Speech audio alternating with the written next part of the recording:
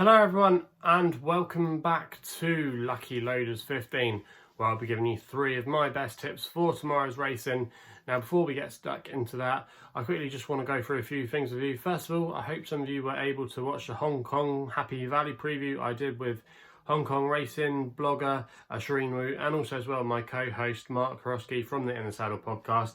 I actually put up a 9-1 winner on there, Delightful Louse, who did the job for us today for Jerry Chow, and also as well Tony Cruz. It was a great performance by the horse. He ran on really strongly in the end, absolutely flew home and suggested that he was coming into the race with good form. He was very eye-catching on his last start at Happy Valley, and I'm glad I put him up today, and I hope some of you were able to back him. That's now 2 big price winners we found in Hong Kong, and I believe we're going to be recording some more Hong Kong previews with Shireen on our YouTube channel over the next few weeks, so make sure you stay tuned for them, and I always try to drop a link to it in the description box below. Also as well, in the description box below you might see some links for the new episode of the In the Saddle podcast.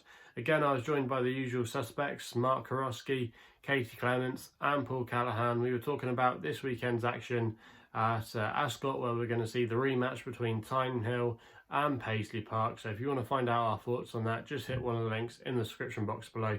We've got all the podcast platforms covered: SoundCloud, iTunes, Spotify, whichever one takes your fancy. Just make sure you hit one of the links in the description box below. And before we get into the tips for tomorrow, quickly just want to recap on how today's selections performed.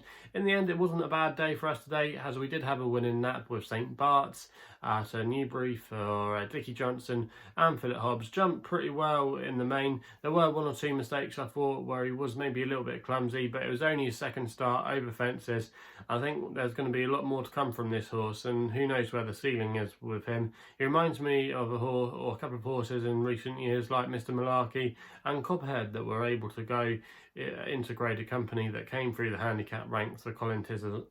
Okay, it's from a different stable, but I still think this lad is going to be a good improver, and he stays all day and he'll want testing conditions moving forward. So yeah, I thought it was a nice performance there, and if you were able to get on at 10-3, the price advertised last night, it means we would have come out with a profitable day. The other 2 selections were fairly disappointing. Caid, I think the ground just went completely against him. I think the same could be said for our other selection, Docte Dino, who's still at the back of the television somewhere. Haven't been able to find that horse. So yeah, the less said about those 2, the better. They were both very disappointing. So let's get into the tips then for tomorrow. We've got 3 tips here on my YouTube channel tomorrow. So the first one, where we're going to be going to with my nap running at Hereford, they are due an inspection there in the morning. So make sure you check the social media feeds and the racing media, just to make sure that the meeting's still going ahead. But I'm fairly confident we'll get a good run for our money here, and I'm quite sweet on this horse's chances if it does go ahead. And it's going to be running in the 155 at Hereford, the feature race on the card, the Class 3 handicap. And I thought Golden Whisky, currently available at 4-1 for Adam Wedge and Evan Williams, could go very well here. Now, his most recent run saw him finish 4th at Exeter behind Tom Simmons' Son de Vassy on his seasonal reappearance. I thought that was a better effort than the bare form suggested. That trip was over 2 miles that day. I think Golden Whisky really needs a lot further in trip. A lot of his best form, if you go through it from last season, was definitely over further. He won over 2.5 miles at Fosslas, and he's going to be stepping up in trip tomorrow to 2 miles and 5 furlongs, which I think will really suit. Also as well, the testing ground I think will really suit this horse as well. All his best form has come on soft, and he's now down to a mark of 123, which I think is actually very workable, and I still think he has some progression to come through from that mark. Also as well, if you actually look at this horse's pedigree, he's actually a full brother to RSA winner, Top of the Game. So you think that stamina really should be his forte, and stepping up in trip tomorrow I think will really help. The only thing that may be a negative for me, in my opinion, of this horse is actually Evan Williams' record at Hereford. I thought, because he's fairly local to Hereford, he's not too far away, being a Welsh-based trainer, he would have a good record at Hereford, but he actually doesn't. He hasn't had too many winners there over the years, but I think I'd rather want to be looking at the profile of the horse when having a bet, and one of those statistics is just a bit minor for me. It's not too major, but I just think Golden Whisky, there was lots to like about that, and it just stunk to me that he would improve for his next run, next time out. And he's had a little bit of break to get over it, and I don't think it was a bad race he ran in. And currently available at 4-1. I think this is a very winnable race for him, and he's definitely got scope to improve off his mark. So for me, Golden Whisky is going to be my nap of the day, currently back at 4-1, and he runs, if it does go ahead, in the 155 at Hereford.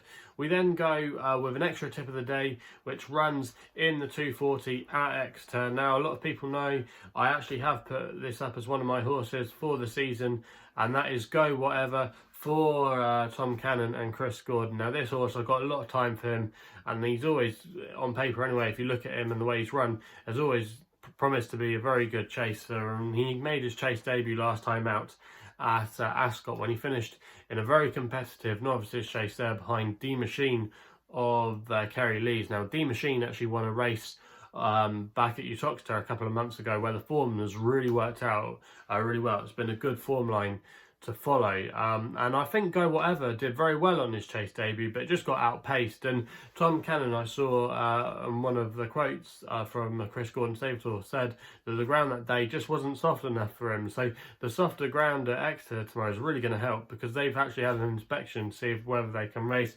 It's going to be very testing nutritional stuff for him, but that will definitely be a positive. But going back to that run at Ascot, he jumped very well in the main. At one point he did look beat and very outpaced, but if you actually look back at the race replay, he did find again and he rallied in the closing stages, and he was staying on strongly at the line. Now, like I said, I think that was actually quite a strong race for the grade, and D Machine could be worth a place in graded company on his next couple of starts. So definitely a horse I wouldn't want to be following there, D Machine. But I think this horse, like I said, I think he's got loads of scope and lots more improvement to come over fences. He needed his first run last season, but after that he did really improve. He won a novice hurdle at Plumpton in bottomless ground. He then went to Sandown and he won a really competitive handicap there off the bottom weight, and then he ran a great race in a grade 3 handicap at Sandown, again in similar conditions. So he's just really a mammoth stayer, really, that's going to do very well, and has got lots more to come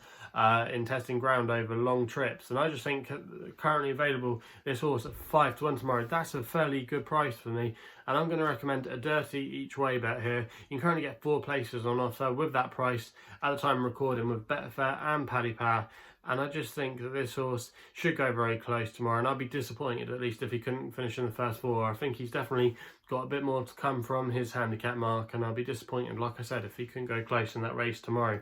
We then go the next best for a bit of evening racing at Chelmsford on the all-weather surface there in the 8 o'clock, and I'm going to go with Harbour here for Alistair Rawlinson, riding for Mick Appleby. Now, Mick Appleby, we always know he targets the all-weather championships. You know, it's always the time to follow him, and he can currently back this horse at 11-4. Now, this horse has done very well since transferring to Mick's team, and was a good winner last time out, I thought, over the course and distance, when arguably he was taking on some better horses. If you actually look at the field of that race, he was taking on horses that rated in the mid-90s up to the low 100s, whereas this race tomorrow, okay, there's 1 or 2 horses here in the 90s, but overall it's a weaker affair, I think, from his last run, and he's got a good draw and stall for. I expect him to be handy. I think it'll be hard to peg back, you know, and off a mark of 89, I still think he has a bit more scope to come, you know, and he's still only 3 years old.